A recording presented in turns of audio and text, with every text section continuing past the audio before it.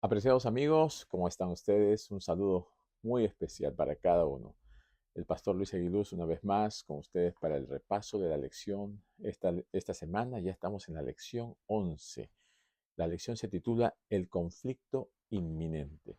Estamos acercándonos al final de las lecciones y cada vez vamos viendo cómo los acontecimientos finales están llegando a su clímax y el enemigo, Satanás, sus ángeles y todo el sistema perverso está llegando a tratar de destruir a los hijos de Dios, a los santos.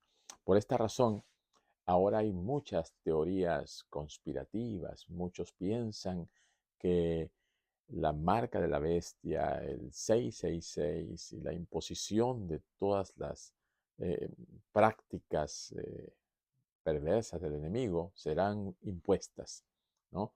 Y la Biblia dice de que sí, se impondrán en el tiempo del fin. Pero estas teorías conspirativas hablan acerca de chips, ¿no? De los códigos de barra o de una implantación de algunos tipos de microchips, ¿no? Debajo de la piel para controlar, para monitorear y para saber dónde se encuentra la gente.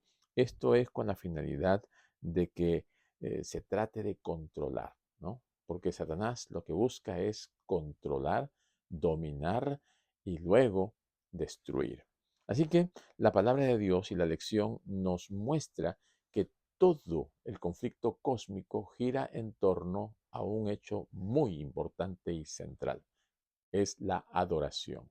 Finalmente, todo se definirá en base a quién uno va a adorar o adorar a Dios, el creador del cielo y la tierra, o adorar a Satanás, quien ha impuesto también una adoración falsa a través de la bestia, a través de una iglesia falsa, de falsos misioneros y testigos y profetas. Entonces, la lección de esta semana nos muestra cuál es nuestra identidad, qué es lo que nosotros esperamos, ¿no? De ese Dios maravilloso manifestándose en los tiempos del fin y cómo nosotros debemos mantenernos firmes hasta el final. Eso es lo que vamos a ver en la lección de esta semana.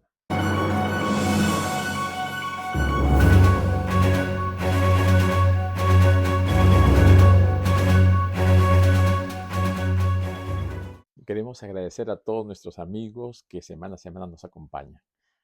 Por si acaso, si todavía no te has suscrito, pues te animamos a que te suscribas para que puedas recibir estos videos cada semana y de esta manera también nos apoyes y también puedas compartir el Evangelio con otros. Así que si no lo has hecho hasta ahora, pues suscríbete y de esta manera también estás apoyando nuestro canal. Queremos agradecer también a nuestro hermano Ezequiel Peña, quien semana a semana nos acompaña y él siempre está participando, cantando, alabando a Dios, como lo hacen muchas iglesias donde él visita. Así que vamos a dejarle a nuestro hermano Ezequiel Peña y luego regresamos. Santifícalos en la verdad. Tu palabra es verdad. Santifícalos en la verdad. Tu palabra es verdad. Santifícalos en la verdad. Tu palabra es verdad.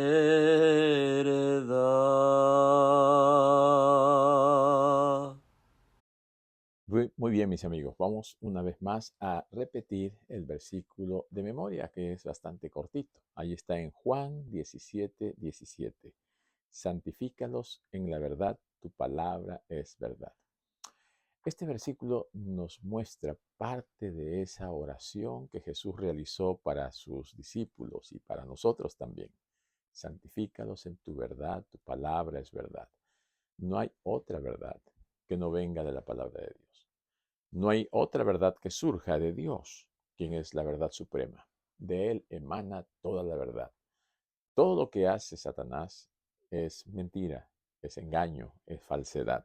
Así que durante el estudio de la lección de este trimestre, hemos podido ver el gran conflicto y cómo Satanás ha estado presentando sus artimañas, sus engaños, sus falsificaciones con la finalidad de confundirnos y de apartarnos del camino de Dios.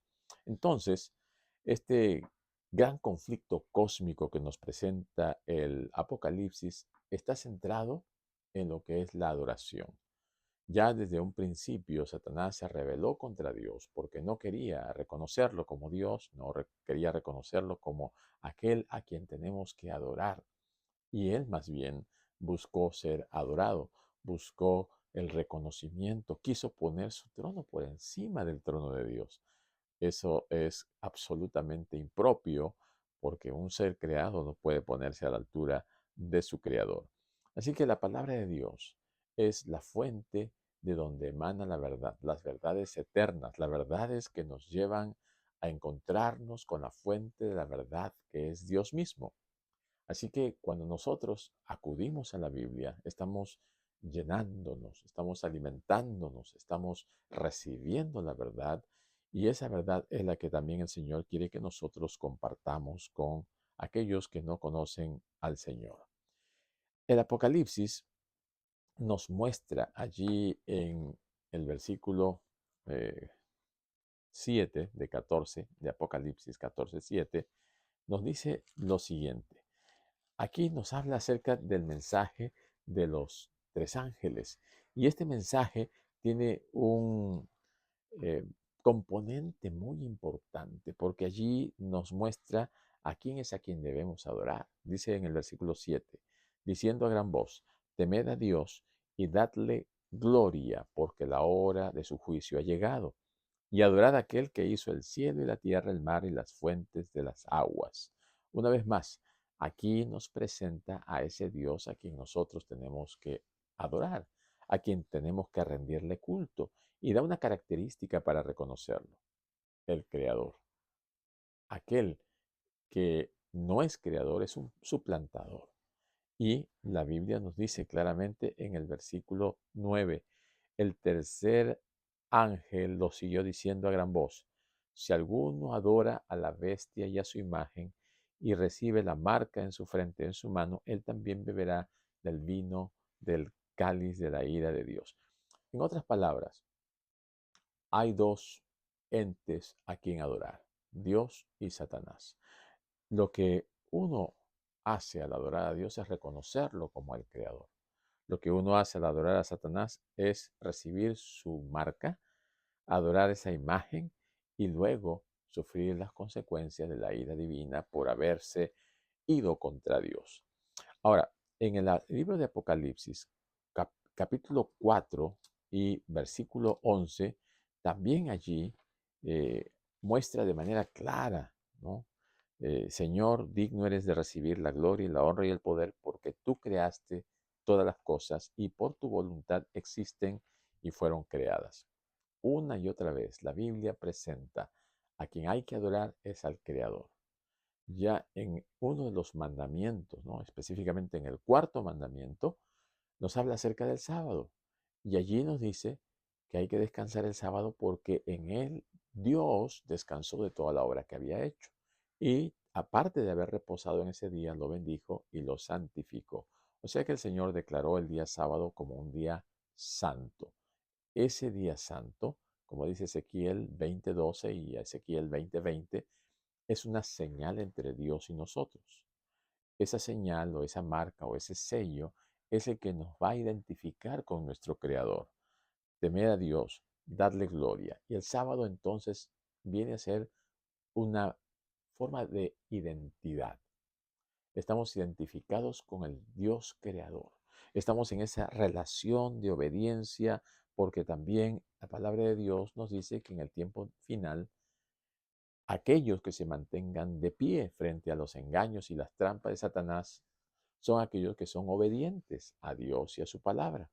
Aquellos que han permanecido fieles, dice la palabra de Dios, que el dragón se llenó de ira contra la mujer, Apocalipsis 12:17, y se fue a hacer guerra contra el resto de la descendencia de ella. Y aquí están estas dos características, dice, los que guardan los mandamientos de Dios y tienen el testimonio de Jesucristo. Dos características primordiales. esenciales en la vida de un fiel adorador de Dios, en la vida de aquellos que estarán de pie delante del Cordero en el tiempo del fin y no doblarán sus rodillas frente a Satanás. La adoración al Creador, pues mediante el cumplimiento de los mandamientos de Dios, se opone directamente a la adoración a la bestia. Dios tendrá un pueblo al final del tiempo como lo ha tenido siempre a través de la historia y este pueblo tendrá estas características en una época donde será el momento más difícil de la historia de la humanidad.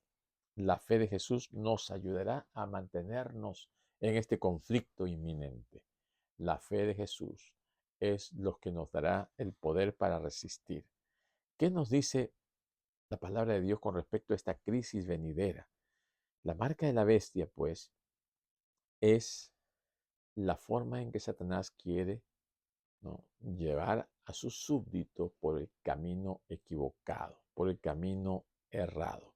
Entonces, Satanás quiere imponer por la fuerza la adoración de esos súbditos. Y aquellos que se opongan o que se resistan, entonces utilizará la fuerza, la persecución, hasta la amenaza de muerte, ¿no? La palabra de Dios dice que también se impondrán penas para que uno no pueda ni comprar ni vender. El aspecto financiero será tocado y hay muchas personas que, pues cuando tocan el asunto financiero, allí dan un paso para atrás. ¿Qué nos dice la palabra de Dios con respecto a aquellos que han sufrido por causa del Evangelio? Hay varios versículos que nos presentan eh, qué es lo que va a suceder. Por ejemplo, en Juan 16 y versículo 2 dice, a algunos de ustedes los expulsarán de las sinagogas, y aún viene la hora cuando cualquiera que os mate pensará que rinde servicio a Dios. Cualquiera que os mate pensará que rinde servicio a Dios. Esto es lo mismo que pasó con Saulo. Saulo pensaba que estaba sirviendo a Dios, deseaba servir a Dios, pensaba que su iglesia era la iglesia verdadera, pero lo que él estaba haciendo era ir en contra de Dios, persiguiendo a los hijos de Dios. Y cuando Jesús se encontró con él en el camino a Damasco, le dijo, Saulo, Saulo, ¿por qué me persigues? Al perseguir a uno de estos más pequeñitos, a mí lo estás haciendo. Entonces, reconocemos que uno puede ser fanático, que uno puede ser extremista, pensando que está bien, pero el Señor en un momento nos va a aclarar y nos va a hacer ver panorámicamente qué es lo que está pasando en nuestra vida. Si es que realmente estamos sirviendo al Señor por amor o es que estamos ciegos y estamos escondiéndonos solamente detrás de una apariencia de cristianismo cuando en realidad estamos lejos de Dios. ¿Qué más nos dice aquí la palabra de Dios en Mateo capítulo 10 y versículo 22? La palabra de Dios dice lo siguiente, Mateo 10, 22. Y seréis aborrecidos de todos por causa de mi nombre, mas el que persevere hasta el fin, éste será salvo. Viene una persecución, viene un odio extremo hacia aquellos que aman y siguen los mandamientos de Dios. Entonces, el Señor nos dice que debemos soportar, perseverar hasta el fin, aunque vengan las dificultades y aunque vengan las cosas más difíciles. Aquí en Primera de Pedro, capítulo 4 y versículo 12, nos dice, amados, no os sorprendáis del fuego de prueba que os ha sobrevenido como si alguna cosa extraña os aconteciese. Ese fuego, esa prueba de fuego, es algo que todos los cristianos tenemos que pasar, ¿no? Es lo que algunos le llaman el bautismo de fuego, ¿no? Como cuando Jesús, ¿no?, fue bautizado, vino el Espíritu Santo, pero después fue llevado al desierto a ser tentado por el diablo, ¿no? Ese bautismo de fuego es lo que va a purificar nuestras vidas y lo que muchos no quisieran pasar. Algunos quieren un cristianismo bastante light, bastante superficial, que no hayan ninguna cosa que nos aleje, que nos atemorice, que nos haga pasar momentos difíciles. Así que Satanás se va a encargar de hacer eso, de probar, de hacernos pasar momentos difíciles, de perseguirnos, de perturbarnos, de hacernos perder el trabajo, de hacernos odiar de los demás. Pero el Señor nos dice que debemos enfocarnos en Dios y en su palabra. A veces cuando tengamos dificultades, no tengamos recursos, no tengamos trabajo, una persona se puede quebrar y entonces puede terminar transgrediendo los mandamientos de Dios, puede terminar trabajando en sábado, puede terminar agarrando algo que no le pertenece por la desesperación, ¿no? Entonces se rompe nuestra fibra espiritual, decaemos y nuestra fe flaquea. Y eso es algo con lo que tenemos nosotros que lidiar cada día. Tenemos que fortalecer nuestra fe. No podemos dejar que las cosas del mundo, que los ataques de Satanás nos hagan desanimar o apartar del camino de Dios. Recordemos, Job dijo, Dios dio, Dios quitó, alabado sea el nombre de Dios. Van a venir pruebas como las que le vino a Job, pero se mantuvo fiel. Van a venir dificultades, pero nuestra perseverancia va a ser lo que nos haga diferentes de los demás. El pueblo de Dios va a ser minuciosamente probado. El crisol va a eliminar todas aquellas cosas negativas que hay en nuestro carácter. Vamos a tener que ser purificados con fuego. Vamos a tener que pasar momentos difíciles. Van a venir momentos de crisis, momentos de angustia, momentos en los cuales nosotros digamos, ¿está Dios conmigo o no? Y cuando esto suceda, ¿no? La bestia que engaña va a estar allí para hacernos ver que esto que nos está pasando es por culpa de Dios, que Dios es injusto, que su ley es muy cruel, que su ley es algo imposible de cumplir, que mejor es vivir sin ley, que mejor es vivir así libremente y haciendo lo que nosotros quisiéramos. Entonces, aquí está la paciencia de los santos. Aquí está la paciencia de los fieles. Aquí está la paciencia de aquellos que quieren alcanzar la salvación y la vida eterna. Y mi querido hermano, tú y yo estamos dentro del grupo de los llamados por el Señor. Así que tenemos que perseverar, tenemos que caminar con pie firme y tenemos que recordar que aunque vengan las dificultades, aunque vengan los momentos fuertes, nosotros tenemos que ser más fuertes con la ayuda de Dios. Aquí en el Evangelio según San Mateo, capítulo 3 y versículo 11, dice, yo a la verdad os bautizo en agua para arrepentimiento, pero el que viene tras mí cuyo calzado yo no soy digno de llevar, es más poderoso que yo. Él os bautizará en Espíritu Santo y fuego, ¿no? El Señor Jesucristo quiere que nosotros nos entreguemos a Él, que nos bauticemos con agua. Es una demostración pública de que hemos aceptado al Señor.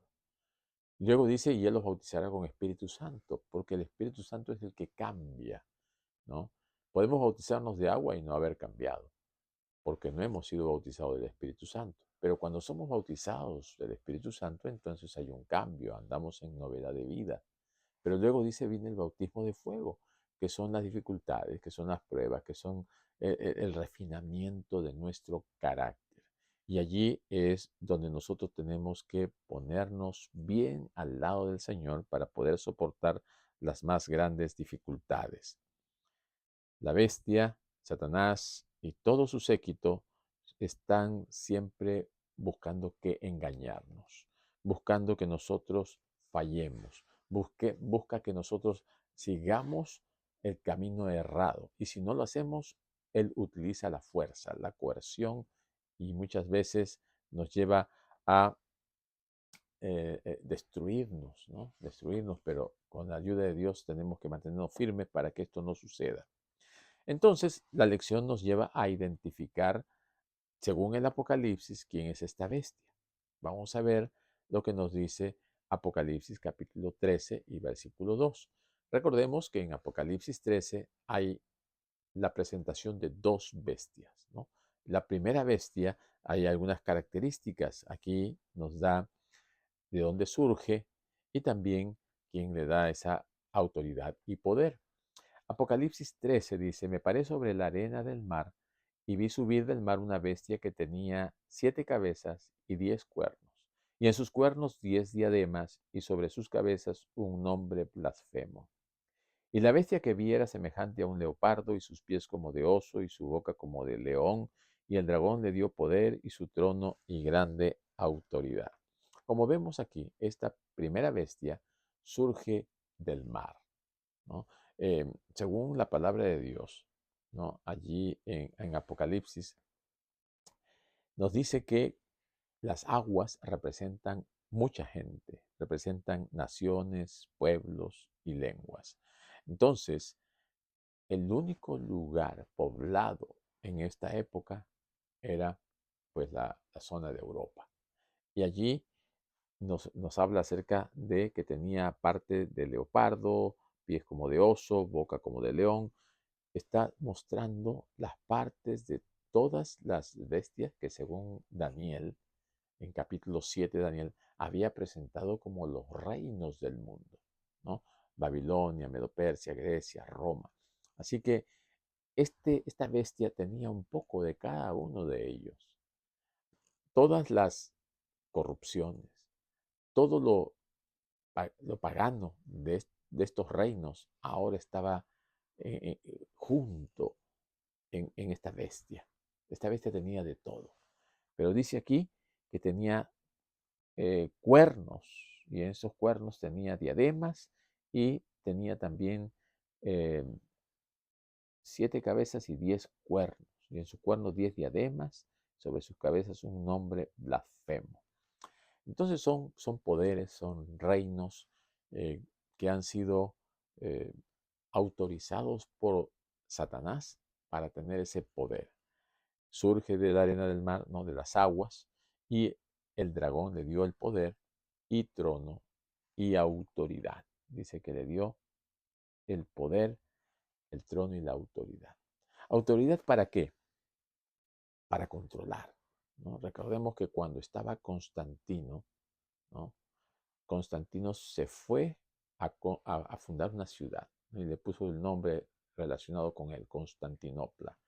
Y entonces el obispo de Roma quedó y él ahora comenzó a tener ese poder, esa autonomía, y allá por el año 538 recibió el poder total.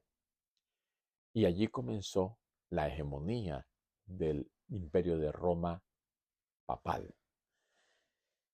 Este Constantino, pues, había hecho del imperio romano un imperio poderoso, pero ahora, según el sueño de Nabucodonosor, esa estatua que él vio, que tenía 2 piernas de hierro, esas 2 piernas representan los 2 grandes poderes de Roma.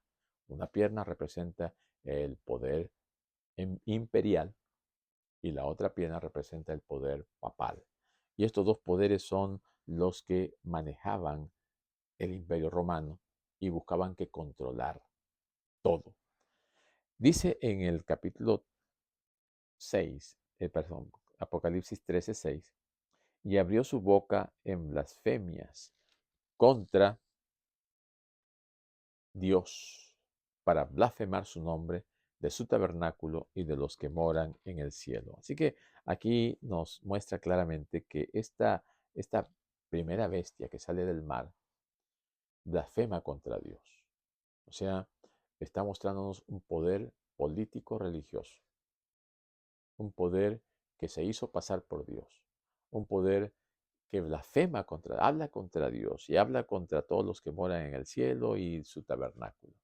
Entonces, aquí nos está poniendo de manera clara a aquel que trata de sustituir a Dios en la tierra. La palabra blasfemia, ¿no?, está relacionada directamente con 2 aspectos: el que pretende ser Dios o el que dice que tiene poder para perdonar pecados. Jesucristo, aunque lo criticaron y lo condenaron por decir que era Dios y por decir que perdonaba pecados, lo cual era correcto, él tenía ese poder para hacerlo, pero no lo permitieron.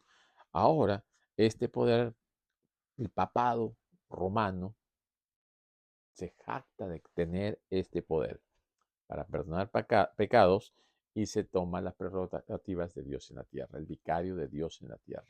Entonces, no hay otro poder, no hay otro poder que se identifique con esta primera bestia. De acuerdo a todas las características, es Roma papal, el poder religioso. Y justamente las fechas encajan, ¿no? Porque en el año 538 recibió el poder y tuvo la autoridad y la hegemonía, como dice en el versículo 5, 13:5 dice, también se le dio boca que hablase grandes cosas y blasfemias y se le dio autoridad para actuar 42 meses. 42 meses en el lenguaje profético, ¿no? Multiplicado por 30 días en la Biblia, el mes representado por 30 días da 1260 días. Es, de acuerdo con las profecías, día por año, ¿no? De acuerdo con Números 14:34, Ezequiel 4:6, día por año les he dado. Entonces es el periodo de hegemonía que tuvo el papado, del año 538 hasta el año 1798, cuando el general Berthier, enviado por Napoleón, tomó preso al papa.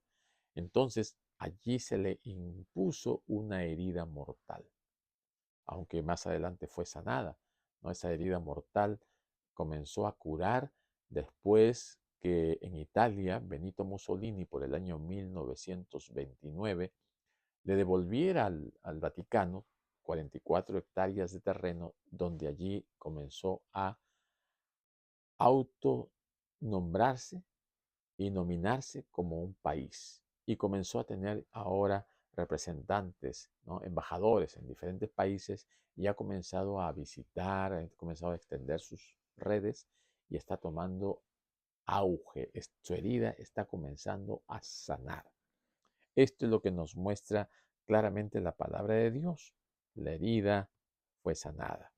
Y ahora se está preparando el escenario para que el sumo pontífice romano pueda ser aclamado como el líder mundial.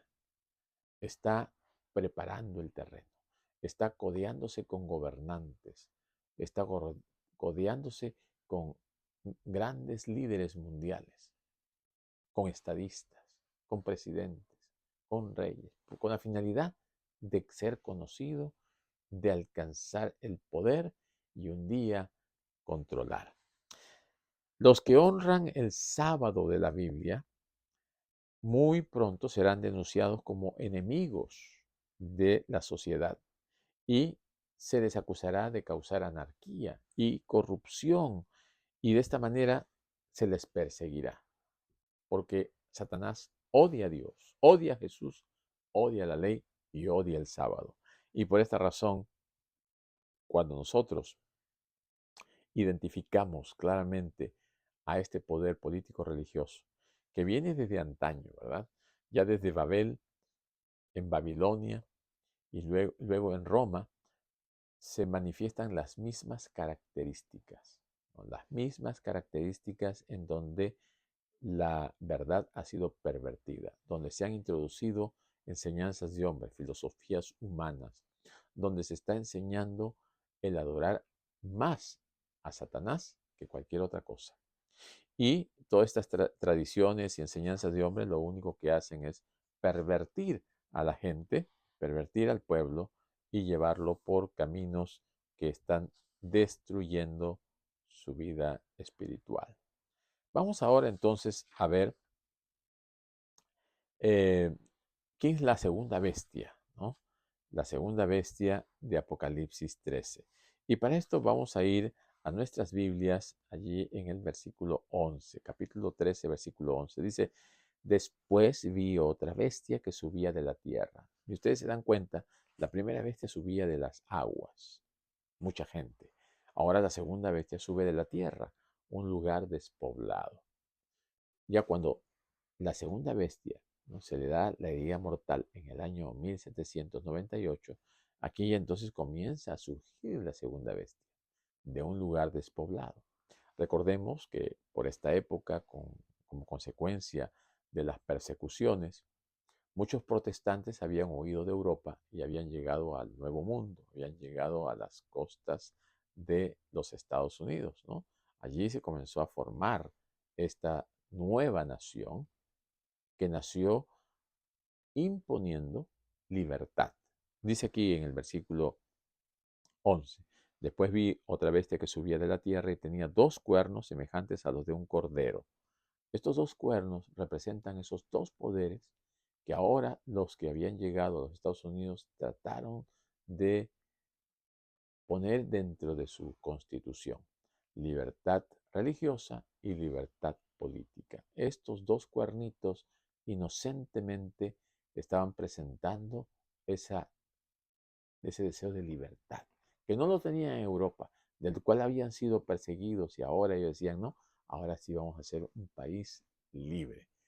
Ya no vamos a tener que la religión esté impuesta por la política, ni que estén mezcladas. Vamos a separarlos. Y así fue como comenzó. Pero dice que hablaba como dragón.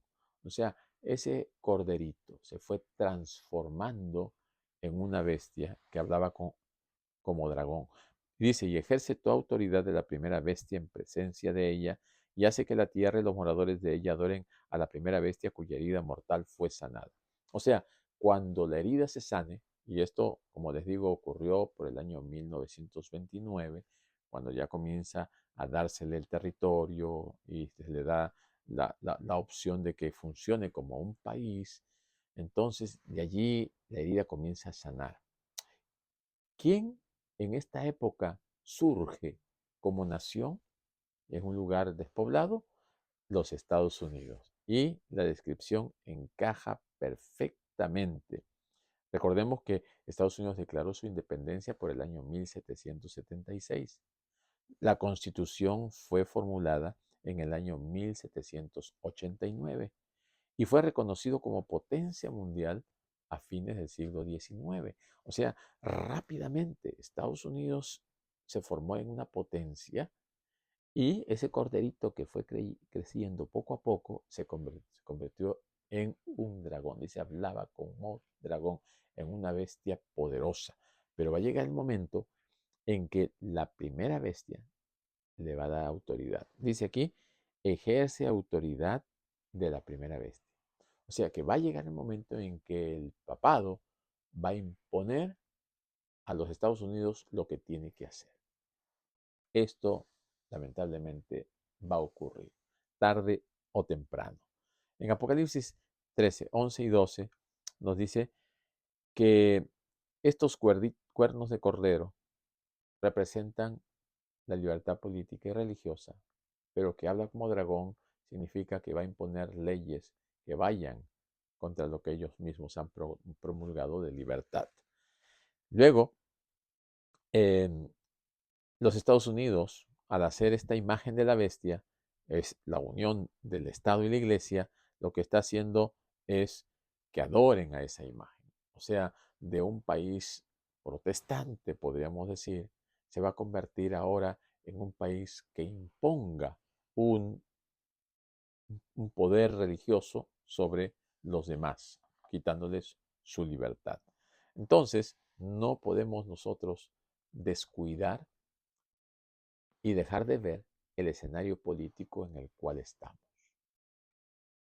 Antiguamente, ¿no?, se pensaba que Rusia era la potencia, pero después cayó. Muchas personas no pensaban ni se imaginaban que Rusia iba a caer. Después de esa Guerra Fría, ¿no?, por los años 80, Rusia cayó y Estados Unidos se levantó como una potencia mundial.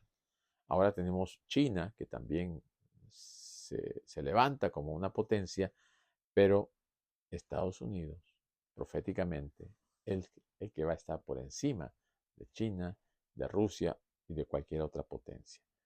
Nuestros ojos deben estar fijos en estas profecías, fijos en estos acontecimientos. Nosotros debemos estar confiando en que el Señor está en el control de todas las cosas, que Dios está mirando a sus hijos fieles porque son el resto de la descendencia de ella. Son la niña de sus ojos. Son los que están dejando a Dios en alto, el nombre de Dios. Porque el Señor ve en ese pueblo a aquellos que con el poder de lo alto, del Espíritu Santo, vencerán, triunfarán y al final serán coronados con esa corona de victoria. Así que, mis queridos amigos, estamos en una gran batalla que está dirigida hacia el pueblo de Dios. Pero recordemos, todo está en función a la adoración. El secreto del éxito está en que nosotros debemos adorar a Dios. Debemos seguir al Señor por donde quiera que va. No pongamos nuestros ojos en cualquier cosa ni en cosas que nos aparten de Dios. Debemos ver la luz, no las tinieblas. Tenemos que caminar siguiendo los pasos de Jesús, no los pasos de hombres. Aunque hoy en día el protestantismo se está diluyendo y se está pareciendo más al catolicismo, quedará finalmente un grupo de personas que serán los que reflejen a Cristo, los que sigan al Cordero y los que no dobleguen su carácter ni sus vidas a los engaños de Satanás. Y desde aquí te animamos para que perseveres hasta el fin, para que sigas conociendo la verdad, porque la verdad nos hará libres. Cristo nos hará libres y el Espíritu Santo nos guiará a toda verdad. Que el Señor te bendiga y que podamos seguir conociendo más de la palabra de Dios cada día.